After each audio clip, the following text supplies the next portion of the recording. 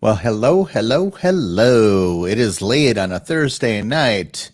We are about a month out of the election, November 3rd election. It is December 3rd. So we're like 31 days out or what have you. So needless to say, it's been nonstop chaos. So I just want to come on for a very short Paris Procopa show tonight.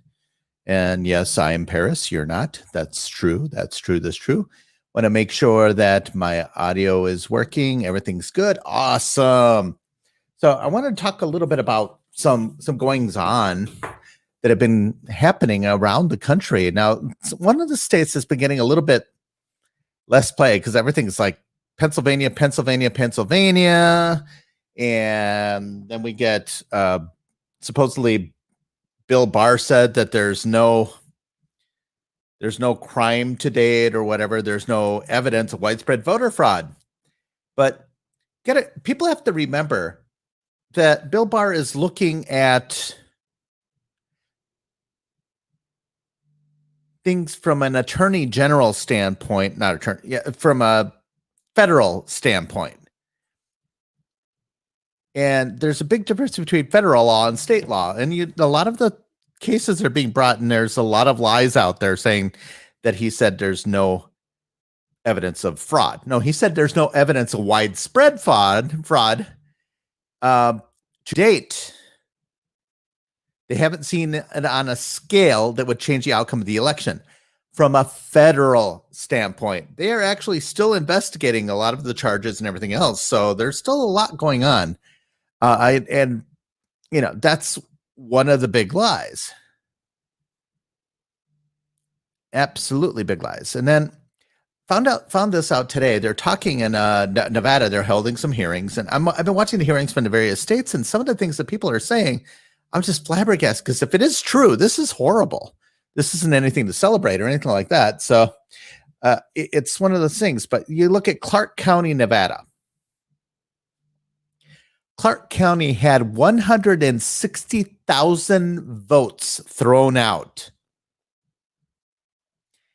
in the Clark County commissioner race there because of voter fraud. Okay? 160,000 ballots were thrown out because of fraud.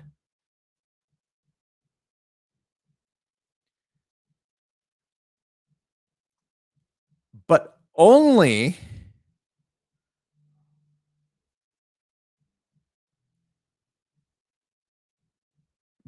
for Clark County commissioner. Those ballots, and when you get a ballot, you have, you get your ballot sheet and you have a list of races, a bunch of races. You got dog catcher and prostitute catcher and, all the other catchers in there. And then you have your federal, state elections, state assembly, state senate. And you have U.S. Senate and states that had a Senate race and congressman. So you have all these things on here. And of course, president. Well, 160,000 of these ballots. Hello, Gary. Nice to meet you. Hello, Delgado. How's it going?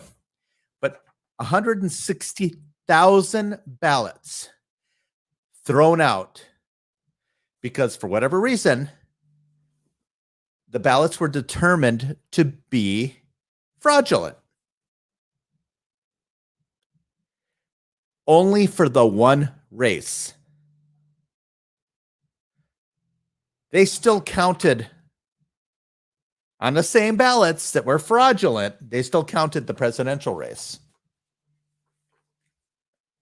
Hello, that's 160,000. And I guess Nevada is just getting started. So we'll see what happens with that. But the big thing is, and I said in my header, statistics matter. Take this, for example. We're talking about mail-in ballots. Mail-in ballots typically have a rather large rejection rate, historically. And when you've got a mail-in ballots in the state of Georgia, for example, in 2016, there was a 3% rejection rate. 3%.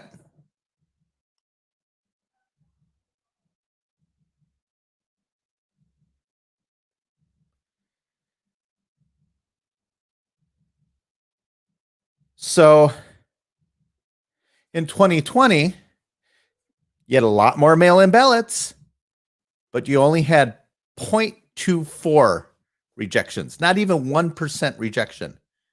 Why are they allowing so many more ballots when you had a lot more first-time mail-in voters? The numbers don't lie. There's something amiss.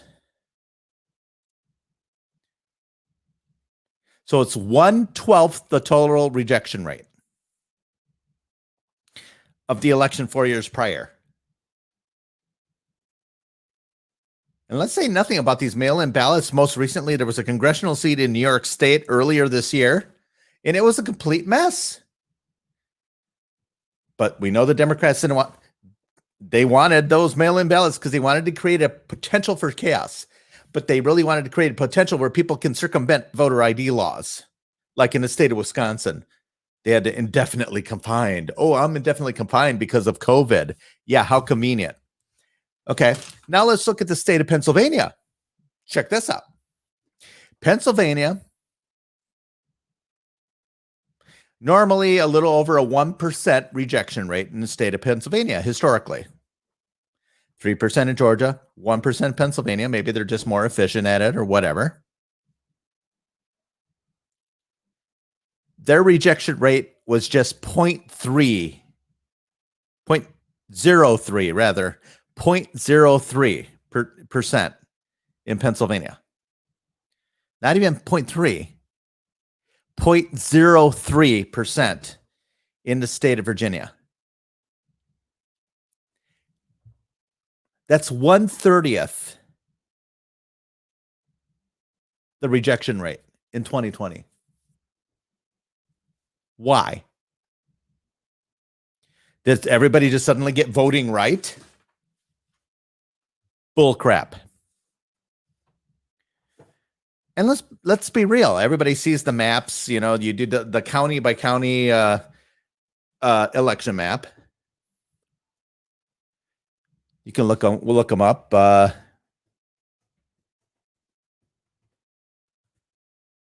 So I can pull up a county by county election map here for 2020, and let's see if I can grab this.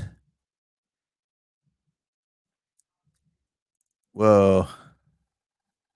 I've got an ad that's popping up, and I'm going to share my screen here so you guys can see what I'm talking about.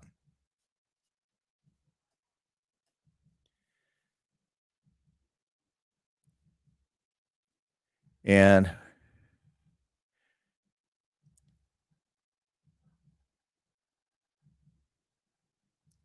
so I'm going to share my screen here, and this will give you a little bit of, sorry, it's a live map, so it's going to keep changing back and forth, but it's the best I can do in such a such a short notice. Let me go share screen, and let's grab one of these maps. Hopefully we can see it over here. We can see this county by county map. It's kind of hard to see, but you see all that red, all those red sections, and I'm paying attention to this map that keeps going back and forth. I apologize, but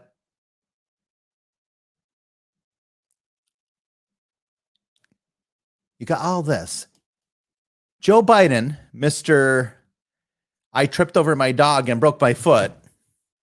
That's a whole nother issue.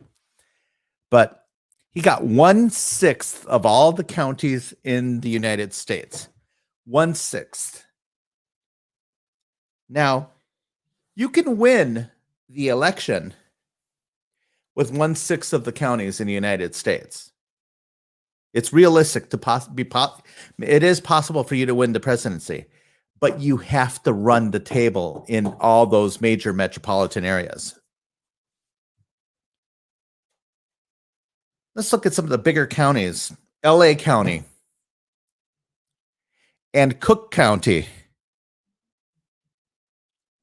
LA County, obviously Los Angeles, Cook County, Chicago area. Those are two largest counties population-wise.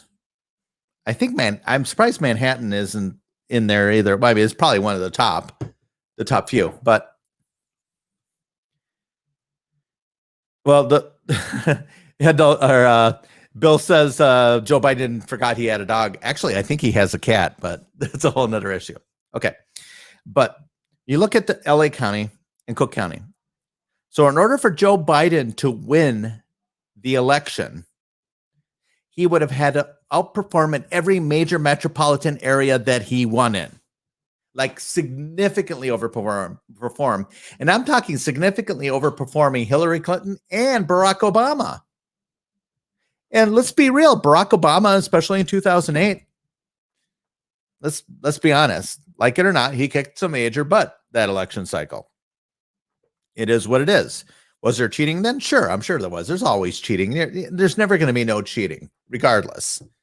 And I'm sure, and I'm almost certain that, the Democrats aren't the only ones who cheat, but they're the only ones that have seemed to be able to nationalize it and organize it. So, but in those counties, LA County and Cook County, President Trump actually overperformed in those counties significantly. No, he didn't win them. He didn't come close to winning them, but he overperformed them, meaning that I'm grabbing numbers out of my head. He was supposed to get 20% and he got 28% or something like that. Majorly overperformed. Biden underperformed significantly.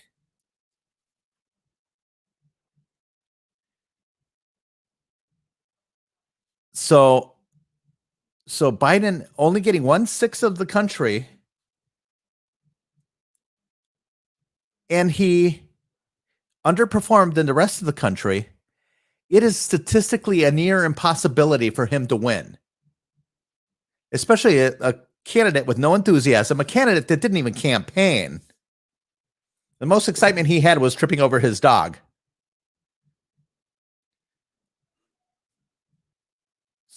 So President Trump overperforming in every metropolitan area except for 7 metropolitan areas in the entire country.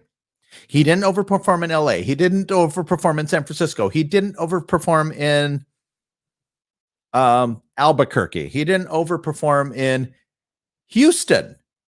He didn't overperform in Cleveland, Columbus, all these states all these major cities. He only overperformed in the ones where he needed to win. And I guarantee if Ohio was close and Florida were close, I guarantee he would have overperformed in Tampa. He would have overperformed in Cleveland and Columbus and all that. It's just crazy. So instead, he overperformed in Philadelphia, in Detroit, in Milwaukee. I would argue Minneapolis and Richmond. He overperformed in Atlanta, Las Vegas, and Phoenix.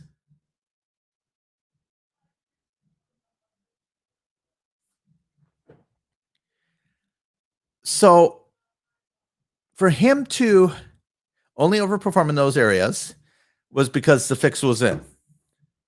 And you notice all the patterns.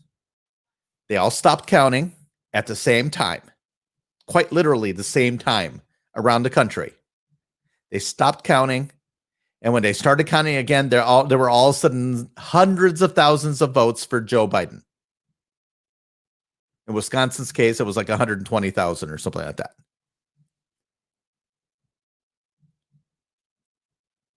So, we call them ballot dumps and stuff like that. So I'm talking statistics here.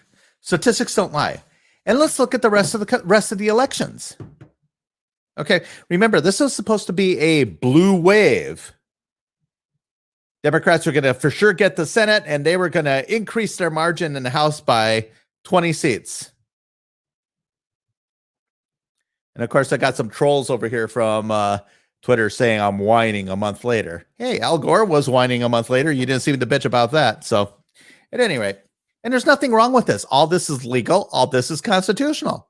And if Trump doesn't win in court and everything else, it'll transition to Biden. You're acting like he's going to stand there in the White House with his machine gun, say hello to my little friend. But you think about this. Okay, so you got all these House of Representatives races. The Cook Report, it's known for I guess handicapping the competitive House races around the country. And actually, there's somebody here. He says Trump can't shoot a gun. Well, of course he can shoot a gun. In fact, he carries a gun. He carried a gun way back when he saved someone's life that was robbing somebody. Back, all the things that the media won't talk about anymore because Trump became a Republican and beat Hillary Clinton. So anyway, you guys are throwing me off in a tangent. So you got all these races. Well, the Cook Report said there were 27 House races that were incredibly competitive that the Democrats were likely to pick up. And the Cook Report is left of center, but they're kind of, how would you say it? They're kind of, they're a bellwether. They always tell you what the competitive races are. So they had 27 races that were competitive. The Republicans won each and every one of those races, all 27. They were 27-27. There are 19 cities around the country, or counties around the country, that are bellwether counties. 19 counties that are bellwethers. They always predict the winner of the presidency all the time. Out of those 19 bellwethers, Trump won 18 of them. And out of those 18 that he won, a vast majority of them, I think it was like 13 or 14 of them, he won by double digits. Once again, the numbers don't lie. A statistical near impossibility for him to have pulled this off, for Biden to pull this off. Somebody who doesn't excite his base, who doesn't excite people, and he never campaigned. They hid him in a closet for several weeks, and he'd go out, give a 5-minute speech, go back into hiding in his basement in Delaware. There's no way you can tell me that he won legitimately. But they had it in the bag. So, and now let's go to the state houses. There were several competitive state houses. The Democrats are supposed to pick up 7-8 legislatures around the country, and including they were pretty well set. They were going to get Wisconsin and a lot, especially the state Senate in Wisconsin. The Republicans didn't lose a single state house at all. In fact, they gained 3 state houses. They actually gained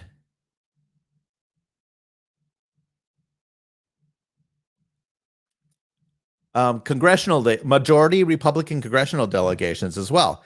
They gained in, I think it was 2 seats in Minnesota.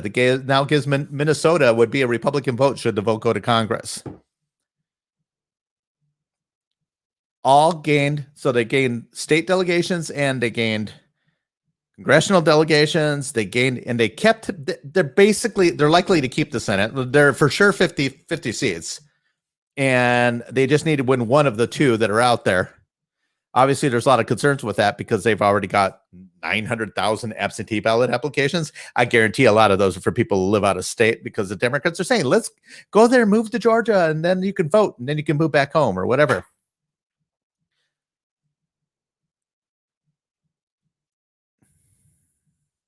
How do I explain 4 years ago? Did he carry 19 bellwethers? Actually, he carried several of the bellwethers, and he won the electoral votes.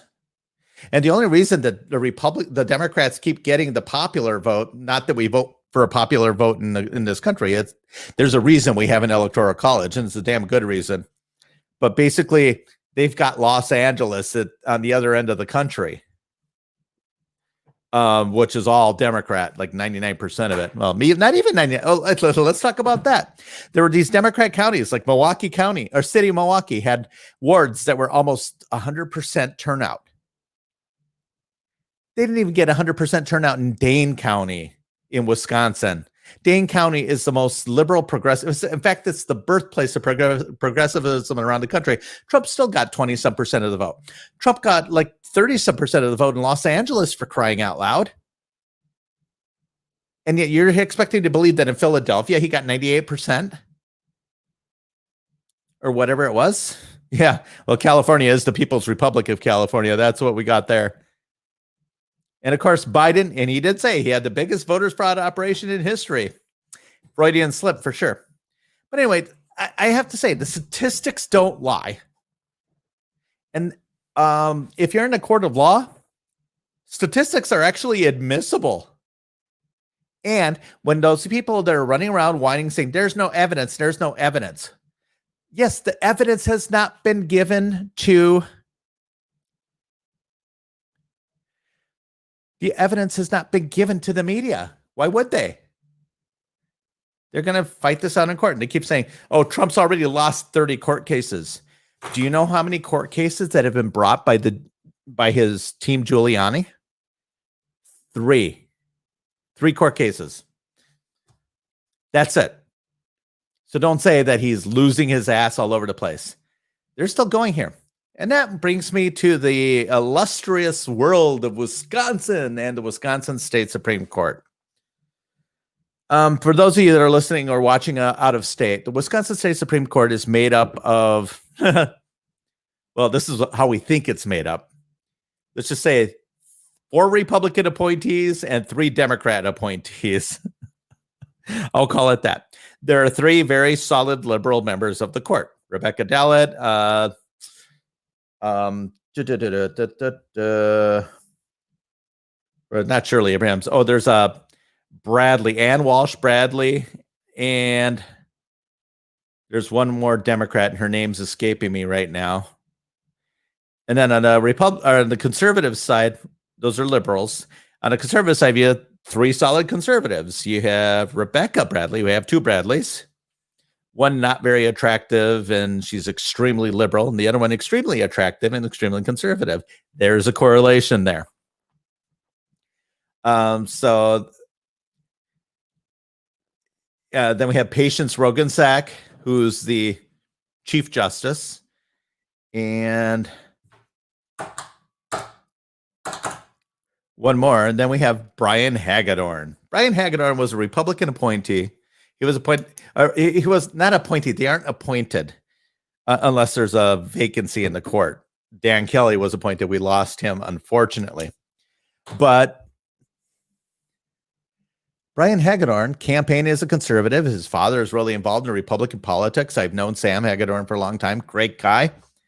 Hagedorn got on the bench after a very contentious race. The Republican Party had actually left him out to dry, and he won in spite of that. We were able to get him over to the finish line. They went after his religion because he donated money to help start a Christian school and stuff like that. And we thought he would be a judicial conservative. Well, since he's been in office, which he won in 2017, there have been several what I consider bellwether cases where he's sided with the liberals. And on one particular case, he actually dissented, coming up with reasons, oh, this hasn't gone through the process yet. He's a very process-driven guy. So you get that. Well, today, President Trump's case went directly to the Supreme Court, and Hagedorn voted with the liberal wing to not hear the case. So I guess the only silver lining is it basically is saying, hey, there's no case here. You got to go through the process. So they have to send it back. But this is getting very frustrating because he did the same thing with a case a few weeks ago regarding the Green Party in the state.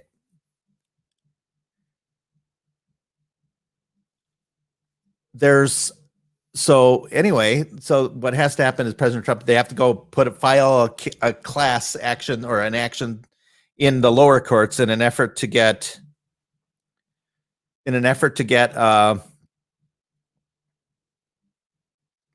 case to go through the process. So, but the clock is ticking, and that's the problem.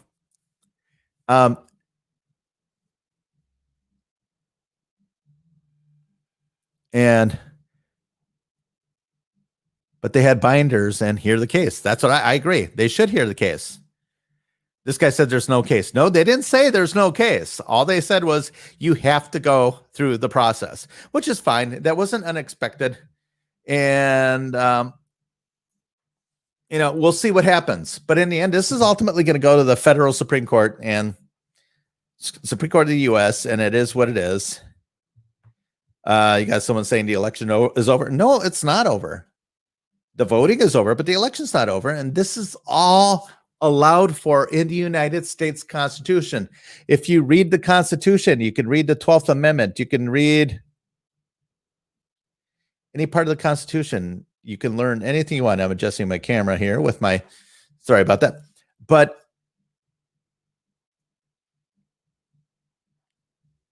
yeah, this is kind of funny.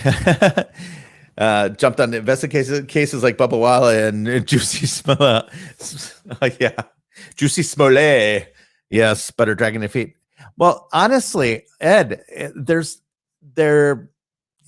has to go through the state system first. That's the whole point. And at no point the bar say we're done. They're investigating. So what's the federal question? Carl, I don't understand your question. He's asking, what's the federal question? Clarify what your question is. I'm not understanding what you mean. So, but we'll see. We'll see what happens. I mean, this is still going to go through. But anyway, you watch some of these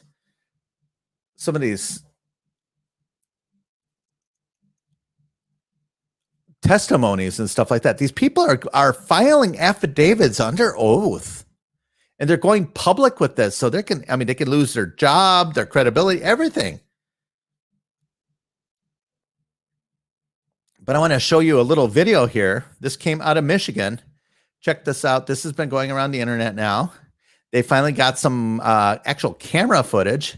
And I don't know how well this is going to show up on my thing. I'm thinking it'll show up decent size. Yeah, that's decent size. Okay, so I'm going to hit play here. And watch this black table at the bottom center. There's a black table there that was brought in after all the Republican observers left because they were told they're going to be done counting. Watch these people going. Watch this guy in the red shirt. He's walking back and forth, and they keep grabbing this. They're counting ballots. This is, mind you, all the people left that were observing, and now they're hurrying up to count the get some ballots into the system. There you go. He's picking up a suitcase. The guy in the red shirt, watch him. He picks up a suitcase and then he goes over to some of the tally machines. This is all video evidence. This is all stuff admissible in court. And yet you say there's no evidence of any fraud.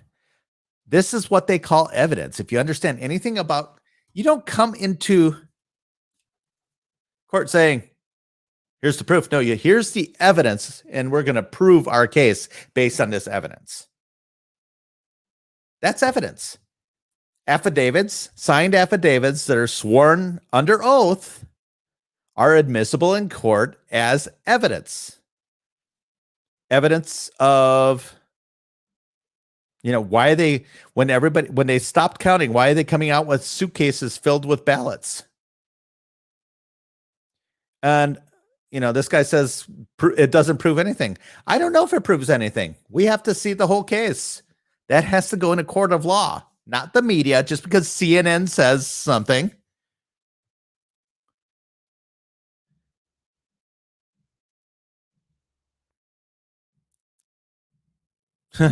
Do I have any criticism of Trump? Of course I have criticism of Trump.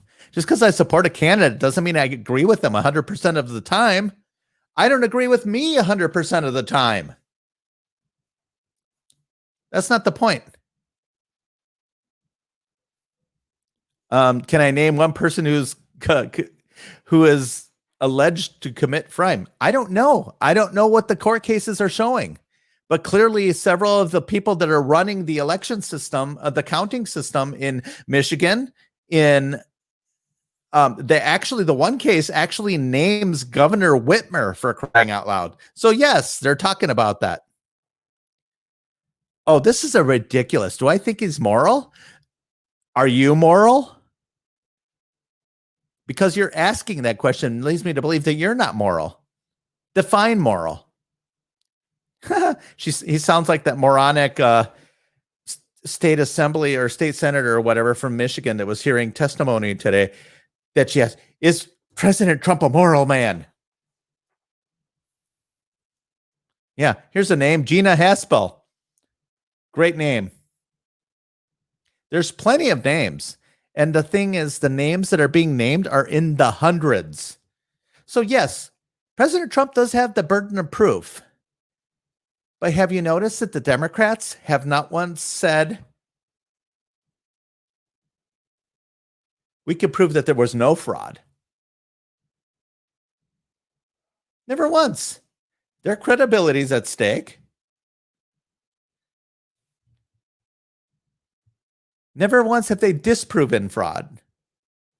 All they say is, oh, our election systems are sound. This is after we spent 4 years hearing them bitch about how that election was stolen from them in 2016. 4 years we listened to how it was Russian collusion. Excuse me, which was disproven. 4 years how President Trump was trying to do a quid pro quo. You know, that thing that Joe Biden did back a couple of years prior. And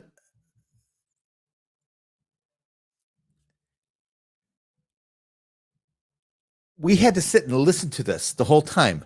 Remember hashtag not my president? Remember hashtag illegitimate president? The one congressman, he passed away fairly recently, but he said straight out, we need to impeach him before he takes office. He was trying to do impeachment. And no, this is not revenge. And no, damn well that if there was any proof of his friendship with Epstein, that would have been out immediately. They don't sit on things like that. You know, that friend that Bill Clinton and Hillary Clinton are, contributing to their pedophilia. Yeah. Let's talk about that.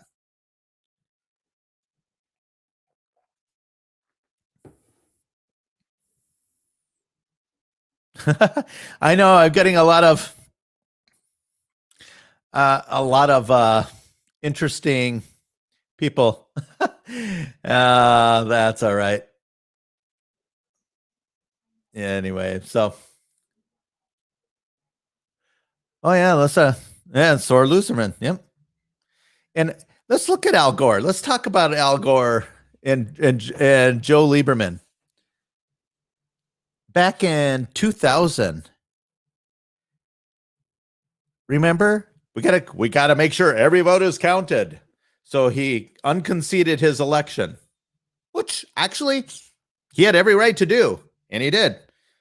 Said, let's let the process go through. They had a recount. Bush still won in the state of Florida. They went, no, we got to count them differently. They had another recount. Bush still won. Oh, no. We got to count them again. They get to the court. The court said, okay, you've counted them enough. No more counting. Al Gore had no choice but to concede at that point. And that was 37 days. And we're only at 30 days. So we've got a few more days. What's the rush? If you guys think that that Joe Biden's election was safe and sound, then you'll get that. So no one in their life pray for their souls. Well, pray for the soul of the country in the meantime. But, once again, President Trump is not doing anything illegal. He's doing things that are very much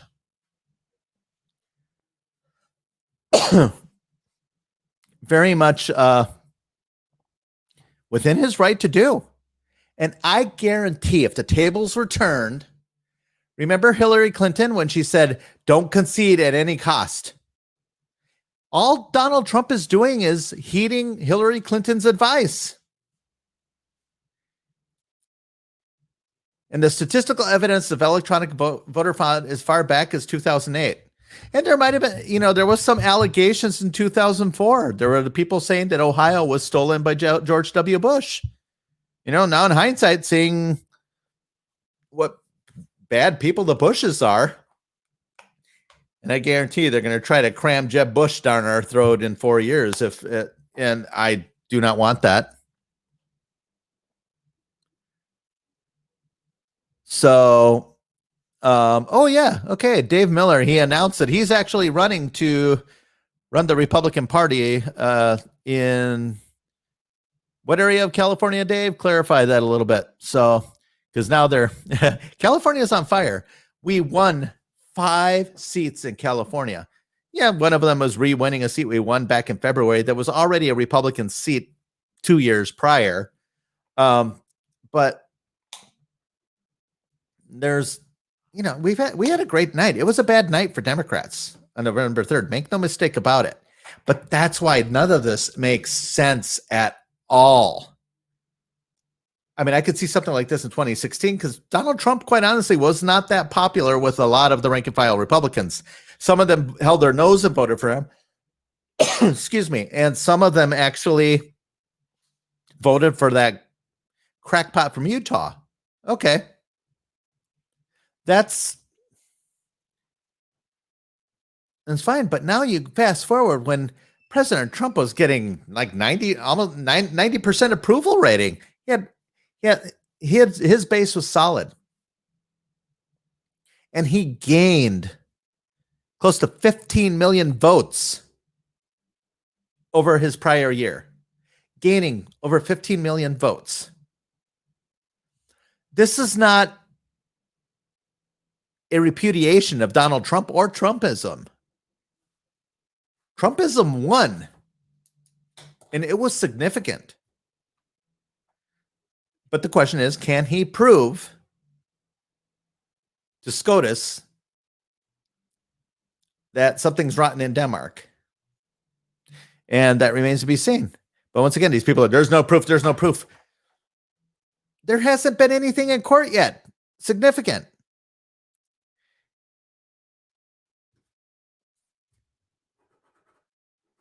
The ones that have been in there with these individual cases of individuals bringing a case that they didn't have any sort of case. It takes time to build a case.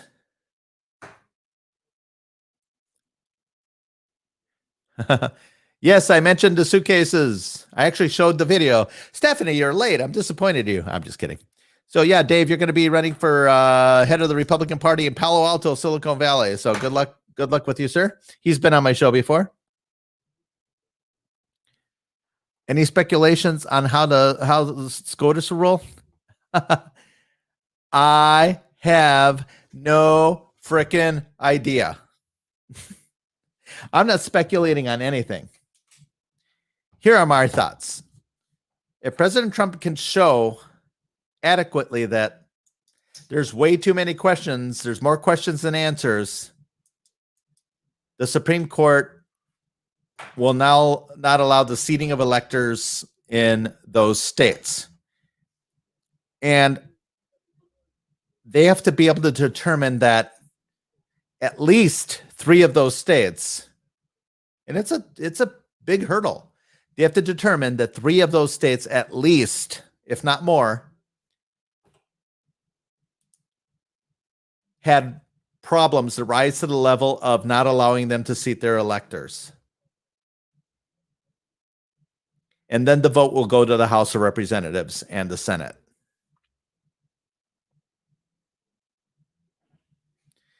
And excuse me, it's dry in here. No, I don't have COVID. But okay, obviously we know that Sotomayor and Kagan will 99% vote in support of Joe Biden. It'll just happen. And Breyer too. As far as anyone else goes, well, Clarence Thomas, he's got an axe to grind.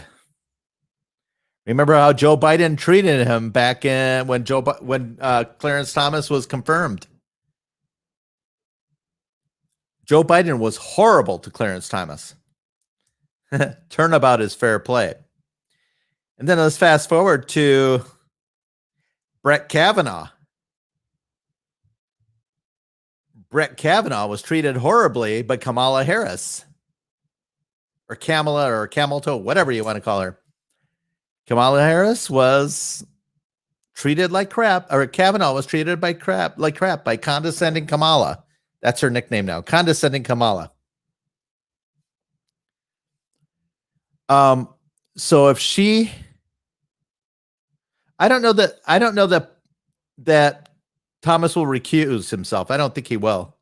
He didn't recuse himself in 2000 either. But so Kamala treated Kavanaugh horribly. Once again, turnabout's fair play. Even if there was no case, Kavanaugh would support it. Probably. He's not supposed to do that. We don't want them to do that. If they're true constitutionalists, they'll do the right thing for whatever reason. Like I said, Trump has to really prove his case that it's enough there's enough where the Supreme Court could provide a remedy, that there was so much cheating that he has to prove it. Okay. Roberts, God only knows what Roberts would do. Let's assume he's a no and he'll vote with the liberals.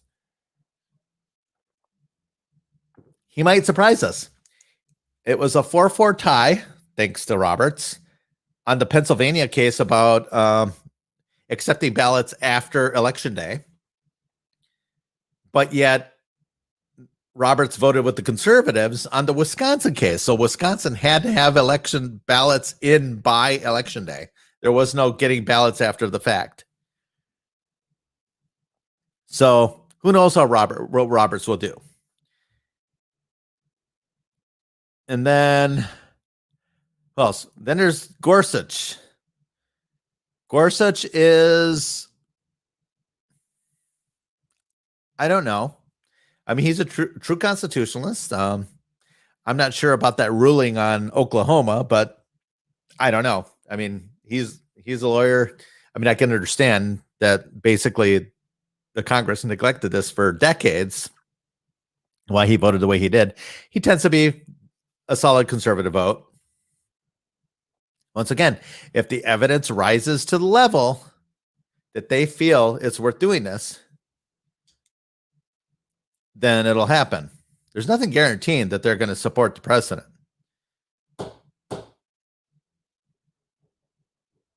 And then Amy Coney Barrett, she's a staunch conservative, judicial conservative.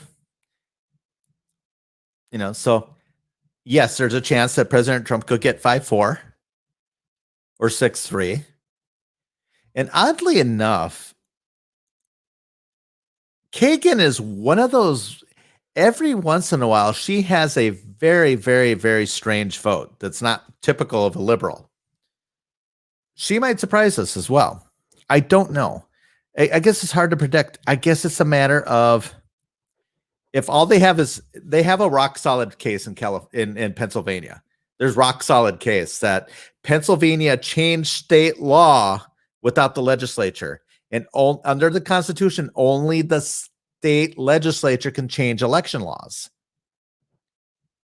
The state legislature has the power to take that power back. So I think he's got a solid case in Pennsylvania.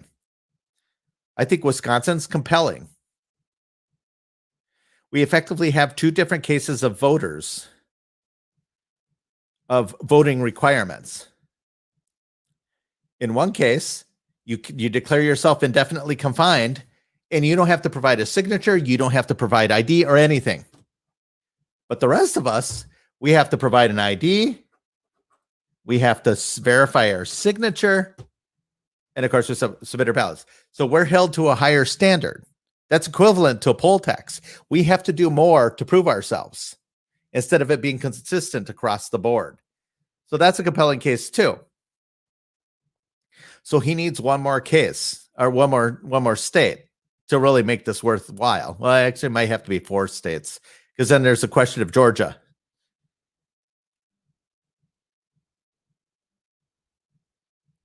So, yeah, so I'm saying the Pennsylvania legislature ended on 11/30. Well, they have to come in as an extraordinary session And it's been done before, so anything's possible. But if it only looks like one state is going to flip, the Supreme Court won't even hear the case. It's three or nothing. Let me put the Real Clear Politics map, if I can see the map on here. No, I don't see the map anymore. I don't know how many electoral votes they have. Pennsylvania has 20.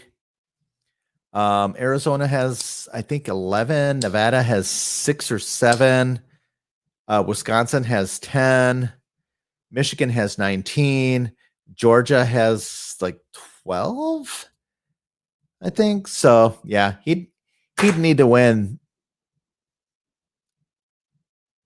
3 states for sure. And here's, I'm going to create my own map. Let's go here. There. Let's have some fun with this. I'm going to let me share my screen. Share screen. And of course, they were calling Texas a whatchamacallit, a swing state. Well, Texas doesn't have Dominion voting machines, so of course they're not going to do this. So let's do this. Okay, so Minnesota was, okay, what do we have here? This is Minnesota, Wisconsin. Oh, it won't let me do this. Stop. Refresh. So, okay, well, this is what we can count. So Minnesota has, what am I saying, Minnesota? Biden's at 306. So he would have to lose 36 votes. 36 votes is Pennsylvania, Michigan. If he gets Pennsylvania, Michigan, it's over. If he gets Wisconsin, Pennsylvania, and Arizona, it's over. Or Wisconsin, Pennsylvania, and Nevada. Yeah, so it's got to be any combination of that. And obviously, Georgia is going to be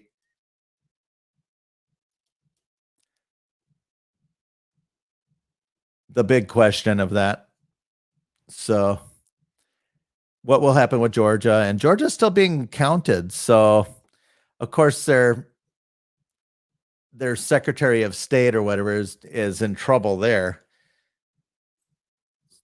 So who knows what's going to happen? So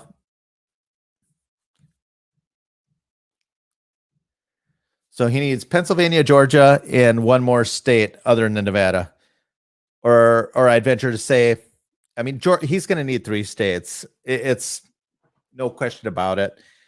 So it's going to be, it's a tough order.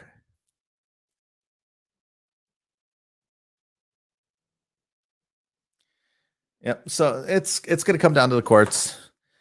Well, and there's been some movement on the courts, so that'll be interesting. So Pennsylvania, the lieutenant governor of Pennsylvania is the president of the Senate. He's not going to recall the legislature. Well, we'll see. There might be some other ways around that. Excuse me.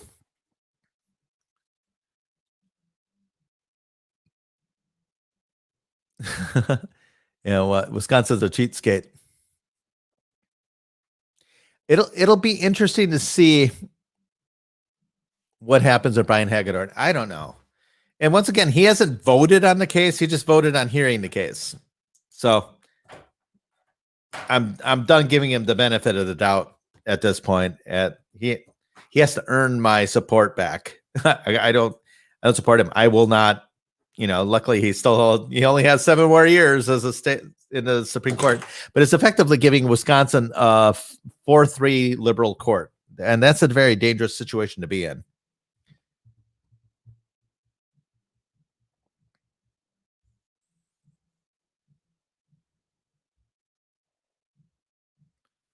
Oh, that could be interesting. Overturning Georgia would overturn the Senate runoffs.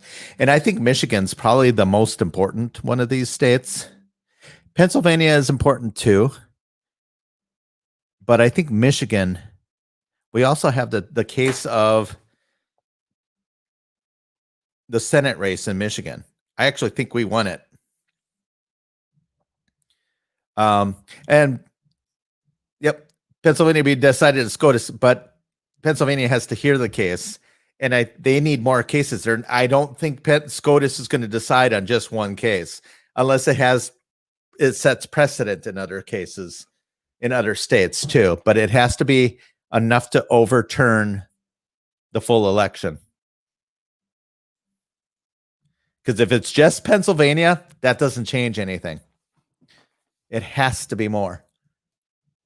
But we're going to see. And then, there is that big question of those 160,000 votes in Nevada, in Clark County. That's just crazy. I talked about that earlier in my show. If you're just joining me, 160,000 votes thrown out in the county commissioner race because of voter fraud. But those same ballots, they still got the presidential race counted on those same ballots that were thrown out because of fraud for the commissioner race. Why? If they're fraudulent ballots, they're fraudulent ballots. That's a huge, huge issue. But after all, now we know why Joe Biden didn't bother campaigning. So anyway, this was my my short show. I'm at about an hour. Well,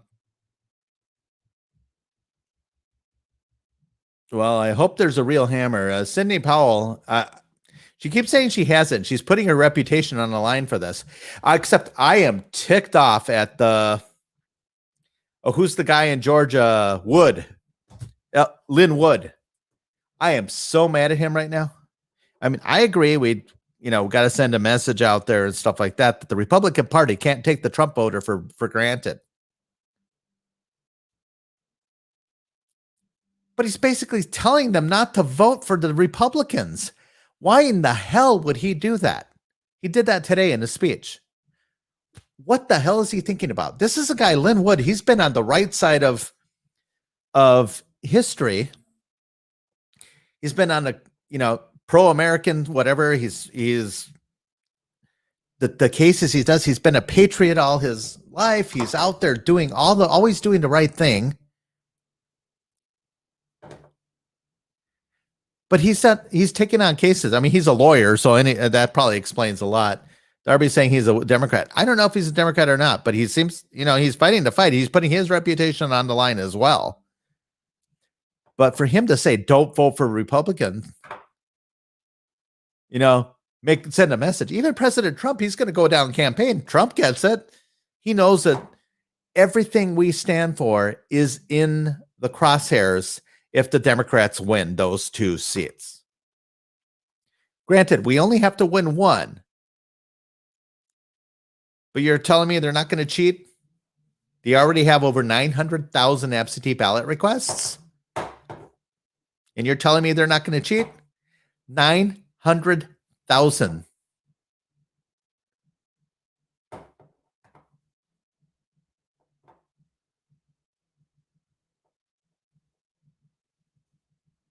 Yeah. Well, he did say for them to earn their votes, but let's be real. People listen and what they hear. They hear what they want to hear. And that's my problem. He has to say the right thing. You got to vote for the Republicans. I don't know if they're good Republicans, bad Republicans, rhinos, whatever. We cannot give the Democrat Party power.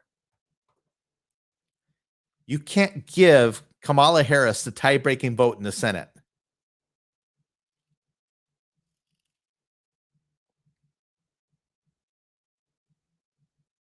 It's dangerous. Dangerous. Because they're going to pack the Supreme Court, and then anything we stand for, including the First Amendment, will be limited. The Second Amendment will be limited. They can't take those rights away.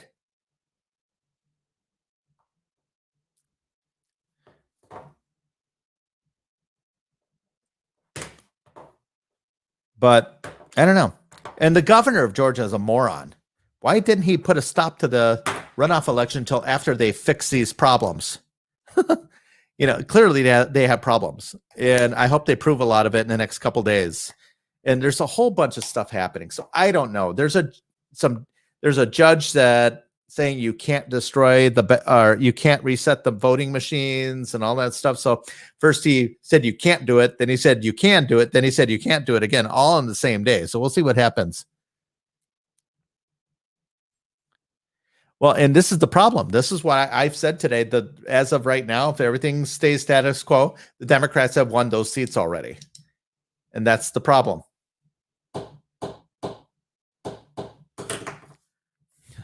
They can't invent. That means any alteration. Damn well they don't pay attention to that. They can't remove the amendment, but they're going to do everything they can to make it hell for us. They're going to charge us a tax on all our guns, everything else. So, and I agree. He's saying if they're voting in the same, don't bother voting in that election. It's rigged. I get that, but it's the wrong thing to say. We have to show up to beat the fraud, unfortunately. But they're going to be watched like a hawk in this case. So it'll be interesting to see if they can pull it off. But I hope we can win them both. Be nice to get a cushion too to offset Mitt Romney. Because I think, and you got to look, a friend of mine made a comment tonight, and I think it was interesting. When you look at Collins out in Maine, Susan Collins has always been, more of a moderate senator, but she's getting up there in years. She's like almost 70 years old. I don't think she's going to run for any more terms. I think this is her final term in the Senate. Susan Collins, if there's a massively conservative bone in your body, if you're not worried about re-election, go to the right and let's get some stuff passed. Anything is possible.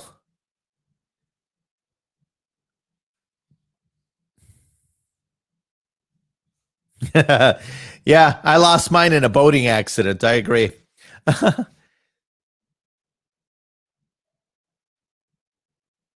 Well, that could be interesting. That they wouldn't be necessary because if the election is overturned, but I don't know that they could have a revote. Maybe they can for the state office, but I don't think there's anything in the Constitution to have a revote. I think it's just the constitutional remedy for the presidential election. If the vote is screwed up, send it to the House and Senate. I don't think there's any of that. Yeah, Manchin's saying that he won't vote to pack the court, but then again, Manchin voted against Comey Barrett, so who knows?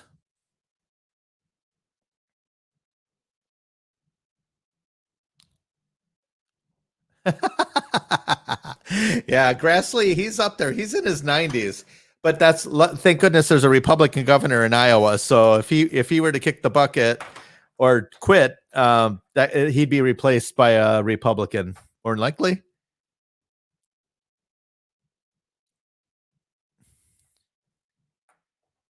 Yeah, the Senate can be revoted new equipment. I think this has got to set the precedent.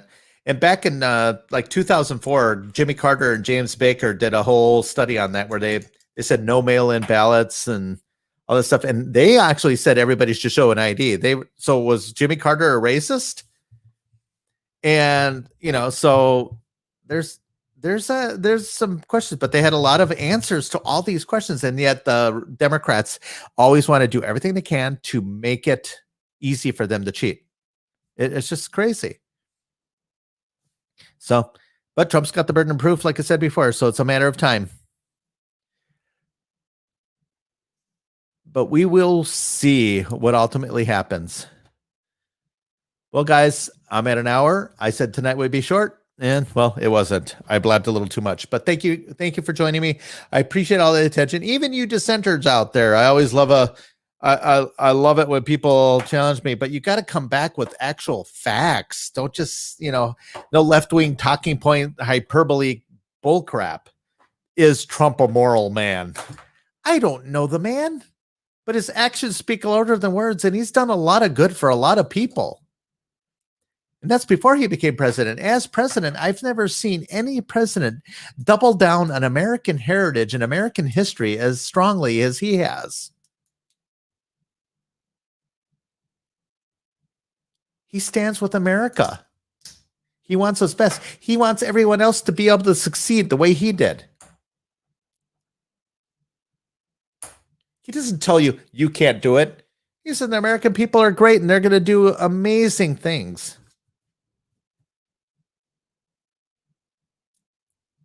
And he knows he won this election. I know he won this election. 75 million people. Almost. And even if for some reason he didn't win the election, he got nearly 15 million people more to vote for him. This was no repudiation of Trump or Trumpism. I'll say it again. All right, guys. Thank you so much. I appreciate that. Please share the word. Please go to like and subscribe on my YouTube channel so you get alerted every time I go live and everything. At Paris Prokopis on Twitter and at Paris Prokopis on Parler, at Paris Prokopis on MeWe. And I believe I'm on Clout Hub as well. So I'm kind of all over on social media. But I truly appreciate you guys and thank you for chiming in. Have an awesome night. And I'll be back on again. Probably I might do some live sessions, some outdoor stuff. We're supposed to have an okay weekend this weekend. And I'll do some live stuff from the field. Talk to you soon. Have a great night. Bye.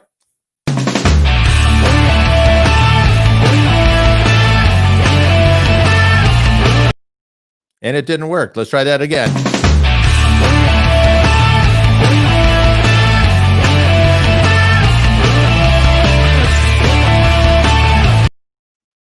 Wow, I'm having some difficulty here. You guys can't get rid of me today. What's the issue here?